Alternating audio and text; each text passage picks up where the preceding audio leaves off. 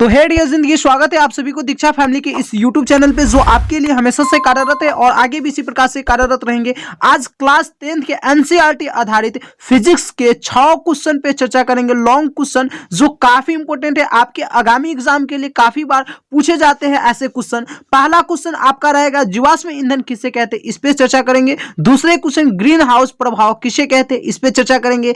तीसरा number question आपके लिए रहेगा चारकोल कैसे बनता है, बहुत ही टॉप क्वेश्चन, इस पे चर्चा करेंगे। चौथा नंबर क्वेश्चन आपके लिए रहेगा सौर पैनल क्या है, इसका उपयोग कहां कहां करते हैं, इस पे चर्चा करेंगे, बहुत ही यह भी टॉप क्वेश्चन है।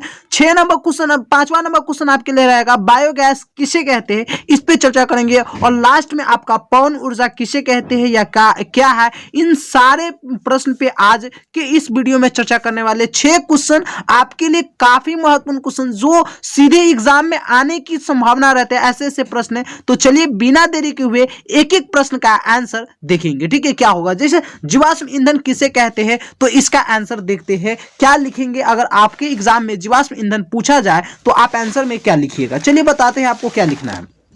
ये लीजिए, बहुत ही बेहतरीन तरीका से जीवाश्म ईंधन पर चर्चा किया हूं जी कि आपसे प्रश्न पूछा गया है कि जीवाश्म ईंधन किसे कहते हैं। इसके आंसर में लिखेंगे पृथ्वी के अंदर से निकलने वाले ईंधन जीवाश्म ईंधन कहलाते हैं। पृथ्वी के अंदर से निकलने वाले ईंधन को ही हम क्या कहते हैं, जीवाश्म ईंधन कहते हैं। इसको याद रखिएगा, जो अति ज्वलनशील और उष्मादायक होता है, यह जो जीवाश्म ईंधन होता है यह अति ज्वलनशील होता है और उष्मादायक होता है, जो जीव जंतुओं के अवशेष से प्राप्त होते हैं। यह जो अगर ईंधन प्राप्त होते हैं, जीवाश्म ईंधन प्राप्त होते हैं, यह जीव जंतुओं के अवशेष से प्राप्त होते हैं। इसका आपसे पूछता है कि जीवाश्म ईंधन कितने प्रकार के होते हैं, तो जीवाश्म ईंधन अगर आपसे पूछे कितने प्रकार के होते हैं, देखिए यहाँ पे आप लोग ये लगा ले कितने प्रकार के होते हैं, तो आप लोग करेक्ट आंसर में क्या लिखिएगा, जीवाश्म ईंधन 3 प्रकार के होते हैं। कितने प्रकार के होते हैं, तो 3 प्रकार के जीवाश्म ईंधन होते हैं।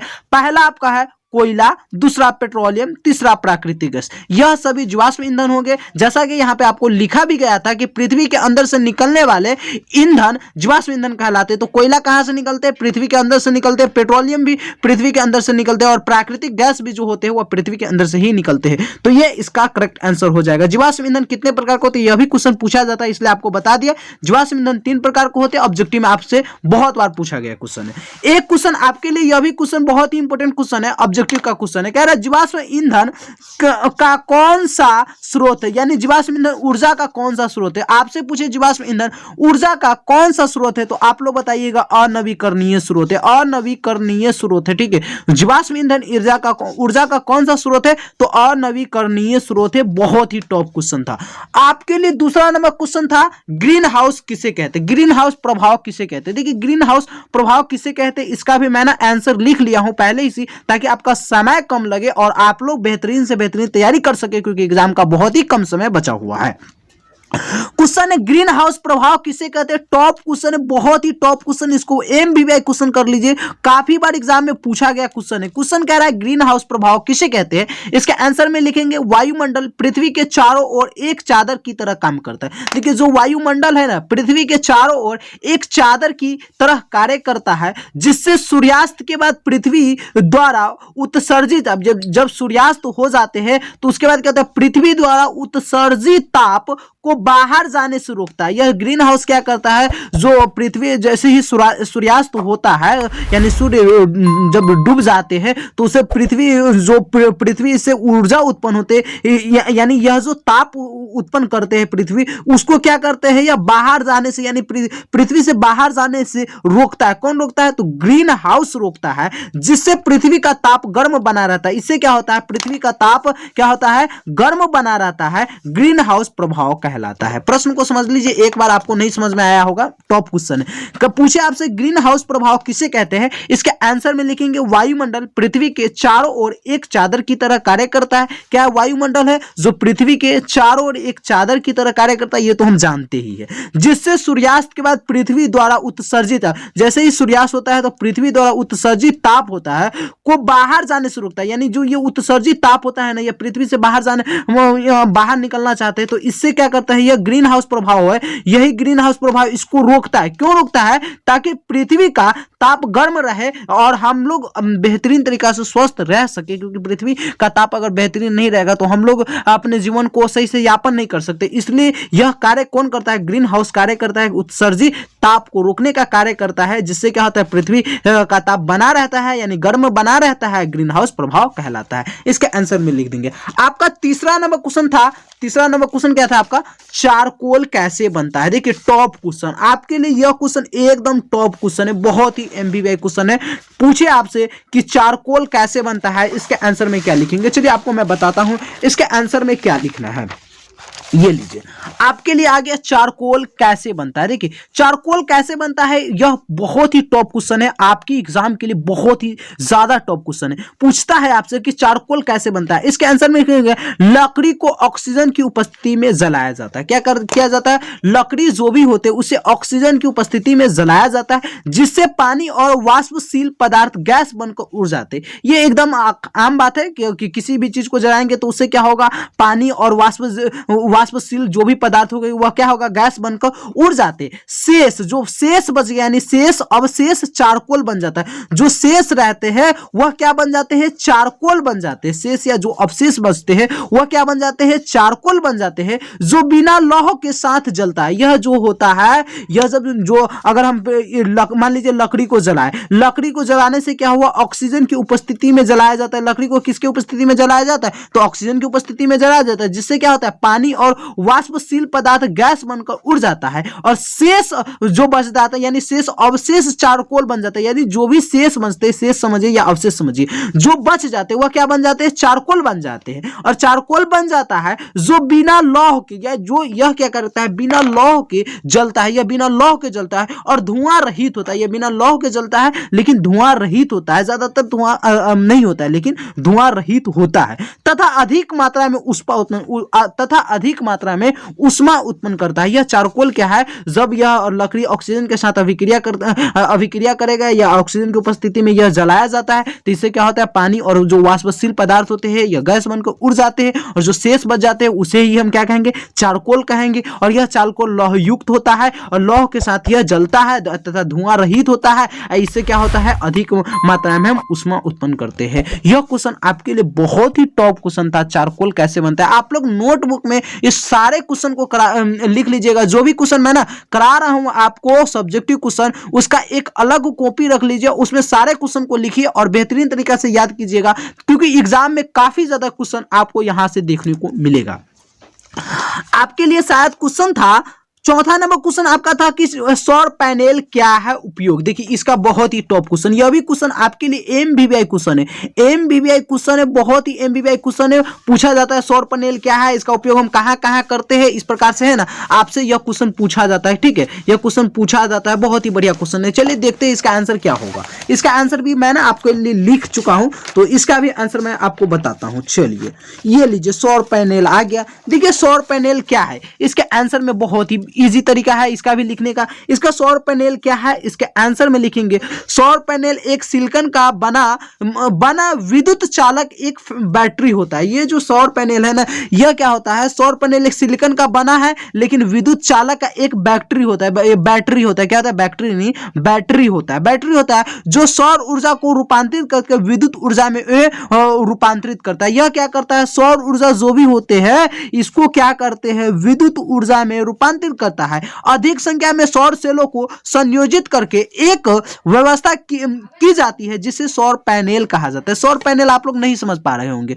सौर पैनल मतलब सोलर आप समझ गए ना, सोलर। यह सोलर की बात कर रहा है, तो सोलर क्या है? देखिए सौर पैनल एक सिलिकॉन का बना होता है, बना विद्युत चालक का एक बैटरी होता है। यह क्या है? एक प्रकार का बैटरी होता है जो क्या करता है? सौर ऊर्जा क्या हो गया? जैसे सूर्य का प्रकाश सौर ऊर्जा हो गया, तो सौर ऊर्जा को क्या करता है? यह रूपांतरित करके विद्युत ऊर्जा में परिवर्तित कर देता है। यह क्या करता है? विद्युत विद्युत ऊर्जा में परिवर्तित कर देता है यानी रूपांतरित कर देता है। अधिक संख्या में सौर सेलों को संयोजित करके यानी अधिक संख्या में हम सौर सेलों को लगाए यानी सोलर लगाए, सोलर प्लेट लगाए तो क्या होगा, एक व्यवस्था की जाती है जिससे सौर पैनल कहा जाता है। इसका आंसर में ये लिखिएगा। चलिए सौर पैनल का आपका उपयोग पे भी हमको चर्चा करना है। सौर पैनल का कहाँ का उपयोग करते हैं तो ये लीजिए, सौर पैनल के लिए एक क्वेश्चन ऑब्जेक्टिव क्वेश्चन देखिए, यहाँ पे ऑब्जेक्टिव क्वेश्चन बहुत ही टॉप क्वेश्चन है, इसको याद कर लीजिएगा। पूछेगा आपसे कि सौर पैनल का उपयोग किस यान में किया जाता है। आप लोग हमेशा बताइएगा, पूछता है एक प्रश्न बहुत ही टॉप क्वेश्चन है, यह पूछेगा आपसे कि सौर पैनल का उपयोग किस यान में किया जाता है, तो आप बताइएगा मार्स ऑर्बिटर यान में सौर पैनल का उपयोग किया जाता है। इसको याद रखिएगा, ठीक है। सौर पैनल का उपयोग कहाँ कहाँ किया जाता है, मैंने बताया आपको कि सौर पैनल का उपयोग कहाँ कहाँ किया जाता है। तो इस प्रकार से आपसे प्रश्न पूछा जा सकता है कि सौर पैनल का उपयोग कहाँ कहाँ किया जाता है, चर्चा कीजिए। तो चर्चा करने के लिए कहे तो आप लोग बहुत ही इजी तरीका से चर्चा कीजिएगा।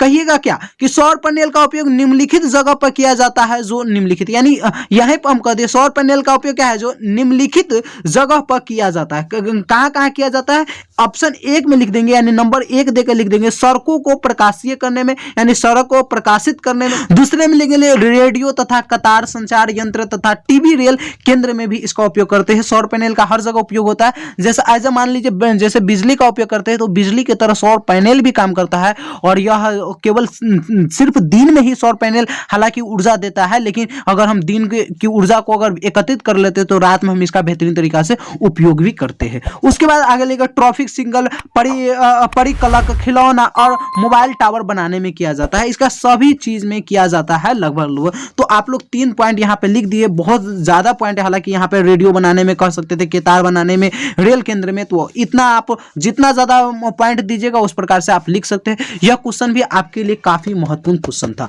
अगला क्वेश्चन शायद आपका कौन क्वेश्चन था, बायोगैस। देखिए बायोगैस किसे कहते हैं, यह क्वेश्चन तो आप लोगों को इजी है, याद भी होगा। बायोगैस किसे कहते हैं, बहुत ही इजी क्वेश्चन है, याद भी होगा, लेकिन बहुत ही इजी क्वेश्चन और बहुत ही एमबीबीआई क्वेश्चन है, ठीक है। बहुत ही इजी क्वेश्चन है लेकिन बहुत ही एमबीबीआई क्वेश्चन है। तो चलिए बायोगैस को भी देख ही लेते हैं, बायोगैस क्या होता है।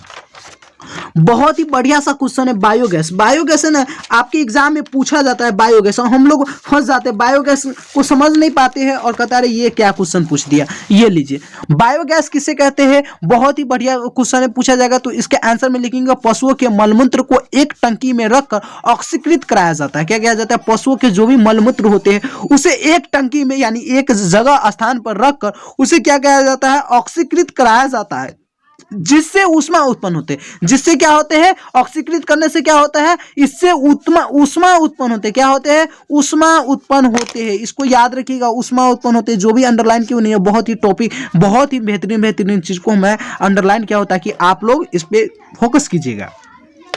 उसके बाद बायोगैस कहलाता है। देखिए बायोगैस कहलाता है, कौन कहलाता है, पशुओं के मूलमूत्र के एक टंकी यानी मूलमूत्र को एक टंकी में रखकर ऑक्सीकृत कराया जाता है, जिससे ऊष्मा उत्पन्न होते हैं, बायोगैस कहलाता है। क्या कहलाता है, यानी पशुओं के जो भी मूलमूत्र होते हैं उसको एक टंकी में रखकर ऑक्सीकृत कराया जाएगा, और जिससे ऊष्मा उत्पन्न होगा यानी ऊष्मा वह देगा, उसे ही हम क्या कहेंगे, बायोगैस कहेंगे। क्या कहेंगे, बायोगैस कहलाता है। जिससे घरेलू ईंधन में की जाती है, जिससे घरेलू ईंधन में इसका उपयोग किया जाता है, उत्पन्न किया जाए, जिससे घरेलू ईंधन उत्पन्न की जाती है। इससे क्या होता है, घरेलू ईंधन उत्पन्न किए जाते हैं। घरेलू ईंधन उत्पन्न करने का अर्थ क्या हो गया, जैसे खाना बनाने में हम बायोगैस का प्रयोग करते हैं, तो ये आपका आंसर हो गया। बायोगैस ऊर्जा का कौन सा स्रोत है, आपसे पूछा जाता है क्वेश्चन, तो नवीकरणीय स्रोत है। क्या है, बायोगैस ऊर्जा का कौन सा स्रोत है, तो याद रखिएगा नवीकरणीय स्रोत है। टॉप क्वेश्चन है, ठीक है। अनवीकरणीय यह नहीं होगा, ठीक है, यह नवीकरणीय स्रोत होगा। एक क्वेश्चन आपसे यह भी पूछा जाता है कि बायोगैस संयंत्र के लाभ बताइए। क्या पूछेगा, बायोगैस संयंत्र के लाभ बताइए।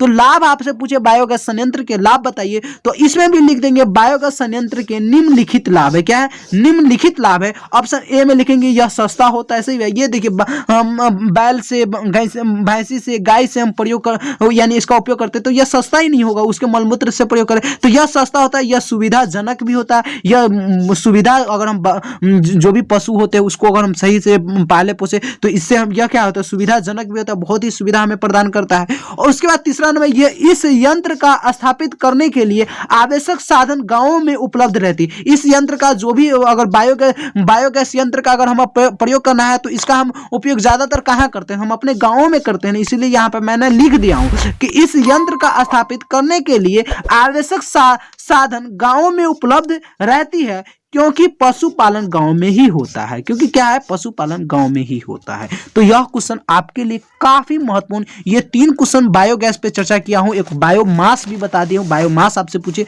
तो ये आंसर बता दीजिएगा, उसके बाद बायोगैस पूछे तो ये 3 आंसर बताइएगा बहुत ही बेहतरीन तरीका से। इस प्रकार से कभी प्रश्न पूछेगा, कभी इस प्रकार से ऑब्जेक्टिव में पूछेगा, कभी इस प्रकार से सब्जेक्टिव में पूछेगा। तो तीनों प्रकार से जिस प्रकार से क्वेश्चन पूछेगा उस प्रकार से आपको आंसर दे देना है। ठीक है, एक लास्ट क्वेश्चन, आपका लास्ट क्वेश्चन क्या है, पवन ऊर्जा किसे कहते हैं। देखिए पवन ऊर्जा किसे कहते हैं, इस क्वेश्चन को आप MVVI कीजिए या MMVVI कीजिए, MMVVI कीजिए फिर भी कोई दिक्कत नहीं है, क्योंकि बहुत ही बढ़िया सा क्वेश्चन है। ठीक है, इतना ज्यादा VVI कीजिए फिर भी बहुत ही कम है इसके लिए। पवन ऊर्जा किसे कहते हैं, इसके आंसर में लिखेंगे पवन ऊर्जा किसे कहते हैं, आंसर में लिखेंगे पवन की गतिज ऊर्जा द्वारा उत्पन्न की जाती। पवन क्या है, पवन की गतिज ऊर्जा, यानी पवन ऊर्जा क्या है, गतिज, यहाँ पर ऊर्जा छोड़ दिया है, पवन ऊर्जा है ना, गतिज ऊर्जा के द्वारा उत्पन्न की जाती है, पवन ऊर्जा कहलाता है। यह ऊर्जा कैसे उत्पन्न किया जाता है, देखिए इस ऊर्जा का अभी हम इस पर चर्चा करेंगे, आपको समझ में आ जाएगा। इतना ही अभी समझिए, पवन ऊर्जा गतिज ऊर्जा द्वारा उत्पन्न की जाती है, जिसे हम क्या कहते हैं, पवन ऊर्जा कहते हैं। इसका उपयोग विद्युत उत्पन्न करने में किया जाता है। इसका भी उपयोग किस चीज में हम करते हैं, पवन ऊर्जा का उपयोग किस चीज में करते हैं, तो विद्युत उत्पन्न करने में करते हैं। किस चीज में करते हैं, विद्युत उत्पन्न करने में पवन ऊर्जा का उपयोग करते हैं। चलिए पवन ऊर्जा पर थोड़ा सा चर्चा कर ले तो बेहतरीन तरीका से हमें समझ में आएगा। हालांकि इतना ही आपका आंसर हो जाएगा, लेकिन कोई नहीं, अभी हम बेहतरीन तरीका से पवन ऊर्जा पे चर्चा करते हैं। ये लीजिए, आपसे ऑब्जेक्टिव में एक क्वेश्चन पूछा जाएगा, MVVI क्वेश्चन है, पूछा जाएगा भारत में पवन ऊर्जा द्वारा कितनी मेगावाट विद्युत उत्पन्न की जाती है। तो भारत में पवन ऊर्जा द्वारा कितनी मेगावाट विद्युत उत्पन्न की जाती है, तो 45,000 मेगावाट विद्युत उत्पन्न की जाती है। आपका करेक्ट आंसर में ये लगाइएगा, ये करेक्ट आंसर हो जाएगा। ठीक है, उसके बाद एक प्रश्न आपके लिए बहुत ही महत्वपूर्ण क्वेश्चन ऑब्जेक्टिव के लिए, ऑब्जेक्टिव के लिए यह क्वेश्चन काफी महत्वपूर्ण क्वेश्चन है। देखिए ऑब्जेक्टिव वाला भी 1-2 क्वेश्चन देख लीजिए, ताकि आपके लिए जो महत्वपूर्ण है ना, यहाँ पर मैं उसी प्रकार से लिखा हूं, ताकि आपका एकदम लय से पूरा आपका समझ में आ जाए और आपकी तैयारी बेहतर हो जाए। तो उसके बाद पवन ऊर्जा से होने वाले लाभ बताइए। ठीक है, तो पवन ऊर्जा, सॉरी इस प्रश्न पे नहीं चर्चा किया, प्रश्न कह रहा था भारत में पवन ऊर्जा विद्युत संयंत्र कहां स्थापित किया गया है। तो भारत में पवन ऊर्जा विद्युत संयंत्र का तमिलनाडु में कन्याकुमारी के समीप यह स्थापित किया गया। कहां, तमिलनाडु के कन्याकुमारी के समीप में, यानी उसके ही करीब में इसको स्थापित किया गया। किसको, तो पवन ऊर्जा को स्थापित किया गया। यह प्रश्न आपसे पूछा जाता है। एक क्वेश्चन टॉप क्वेश्चन, यह भी क्वेश्चन है आपके लिए, बहुत ही टॉप क्वेश्चन पूछेगा, पवन ऊर्जा से होने वाले लाभ बताइए। इस प्रकार से क्वेश्चन पूछा जाता है कि पवन ऊर्जा से होने वाला लाभ बताइए। इसके लाभ में लिखेंगे पवन ऊर्जा से होने वाले लाभ निम्न है, यानी निम्नलिखित प्रकार से। इस देखिए आंसर लिखने का यह तरीका है। ठीक है, आप जिस प्रकार से लिख सकते कोई दिक्कत नहीं, लेकिन यह आंसर लिखने का तरीका है, ताकि जहां पे आप इसका जो आपका कॉपी चेक करे, जो भी सर जी कॉपी चेक करे, तो आपको नंबर दे। तो इस प्रकार से हम लिख सकते। तो पवन ऊर्जा में होने वाले लाभ निम्नलिखित, इस प्रकार से लिख देंगे। उसका यह नवीकरणीय ऊर्जा है, यह क्या है, यह नवीकरणीय ऊर्जा है। इसको हम जितना चाहे, अब हमारे पास उतना साधन नहीं, आप लोग भूगोल में पढ़े होंगे, अगर साधन रहता ना तो पवन ऊर्जा से बेहतरीन प्रकार से विद्युत को उत्पन्न करते हैं, लेकिन हमारे पास साधन नहीं है उस प्रकार का, जिसका हम पवन ऊर्जा का बेहतरीन तरीका से उत्पन्न यानी प्रयोग नहीं कर पा रहे हैं। पर्यावरण अनुकूलन एवं स्वच्छ बनाए रखता है। यह जो पवन ऊर्जा है, यह क्या करता है, पर्यावरण को अनुकूलन भी और स्वच्छ भी बनाए रखता है। पवन ऊर्जा हमारे लिए काफी महत्वपूर्ण ऊर्जा है। ठीक है, इसको याद रखिएगा, और इसका उपयोग हम भारत में अभी बेहतरीन तरीका से नहीं कर पा रहे हैं। और तीसरा पॉइंट में लिख दीजिएगा, विद्युत उत्पादन के लिए आवर्तक व्यय आवश्यकता नहीं होता है। यानी विद्युत उत्पादन के लिए जो भी व्यय हमें लगते हैं, जो भी चीज हमें लगती है, इसमें उतना ज्यादा हमें यानी सामना नहीं करना पड़ता अगर हम पवन ऊर्जा के बेहतरीन तरीका से उपयोग करें तो।